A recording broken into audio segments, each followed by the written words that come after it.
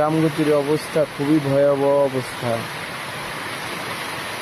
তীব্র বাতাসে বেড়ির উপরে দাঁড়ানো যায় না এবং অতিরিক্ত জোয়ার হওয়ার কারণে বেড়ির উপর দিয়ে জোয়ারের পানি ভেঙে রামগতি বাজার যাওয়ার সম্ভাবনা আছে।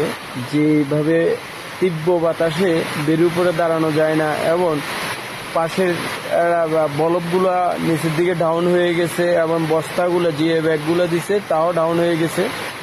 আমাদের রামগতির অবস্থা খুবই খারাপ অবস্থায়, যেটা হচ্ছে কি আমরা নদীর পাশে আমাদের রামগতি বাজার, এই পাশে থেকে যে উপকূলী এলাকার মধ্যে আমরা এই অন্যতম এলাকার মধ্যে পড়ে গেছি রামগতি অঞ্চলের মধ্যে। এই যে বকরি ইউনিয়ন এর বিভিন্ন জায়গায় পানি ঢুকে গেছে।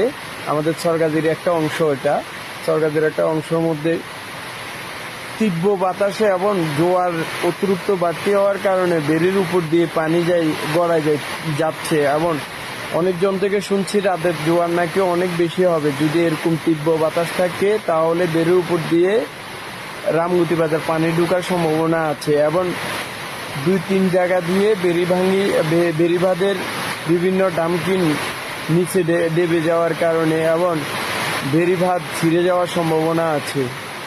তো সবাই দোয়া করবেন আমাদের রামগতির জন্য। এবং রাতে যদি এরকম বাতাস এবং তীব্র বাতাস থাকে তাহলে জোয়ারের ঢেউ আরো বাড়তি হতে পারে, জোয়ার আরো বাড়তি হতে পারে।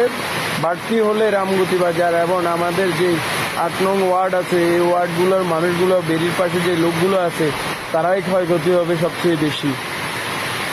যে অবস্থা মানে বলে বুঝাতে পারবো না, এত বাতাস যেটা বেড়ির উপরে দাঁড়ায় থাকা যায় না এবং পানির যে স্রোত এবং পানির ঢেউ, এক একটা ঢেউয়ে বেড়ির উপর দিয়ে পানি গড়া যাচ্ছে।